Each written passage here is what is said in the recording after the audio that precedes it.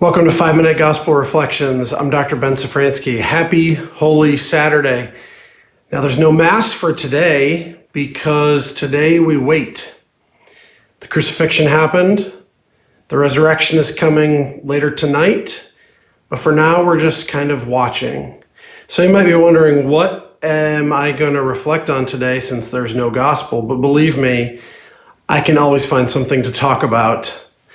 Actually, this day of waiting made me think a lot about how I think that many periods of our life are actually a lot like Holy Saturday.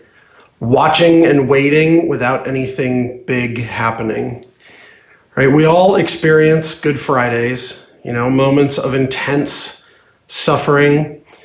Luckily for most of us, those are not the norm. Those Good Fridays aren't happening all the time. And we're always looking forward to some resurrection. We're always looking for something big, something positive, something good for us.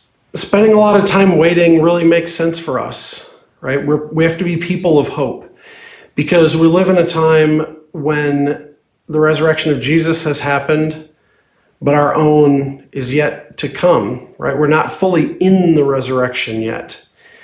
We have to go through life. We have to become people who are ready to see God, which I don't think is me yet. And we'll all eventually have to experience our own personal Good Friday. So right now, if you feel like you're waiting for something, today I just want to offer a tiny witness, my own experience of life, because I've spent a lot of time waiting, looking for things, people, opportunities, changes. I spent a lot of time feeling like I'm waiting for God to do something. I think of all the time I spent waiting to meet the woman that I would marry, or waiting for God to tell me that he didn't want me to get married. I think of all the time I've spent waiting for big things to come along in my future, whether it was college, back during college, or job opportunities or things like that. I spent a lot of time waiting in those periods. Or time I've spent frustrated with myself, hoping to get over a sinful habit, and just waiting for God to do something big to kind of knock me down and get me out of it. My witness for you today is that what I have learned in my life is that these periods always pass, these periods of waiting.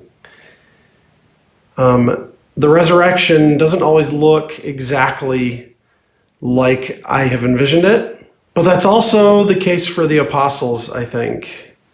Everyone who was waiting for Christ to rise from the dead. It didn't happen exactly the way they were expecting, or they all would have been hanging around the tomb watching for the stone to roll and him to come out. Right? So I would encourage you today to have hope, since we are people waiting for a resurrection.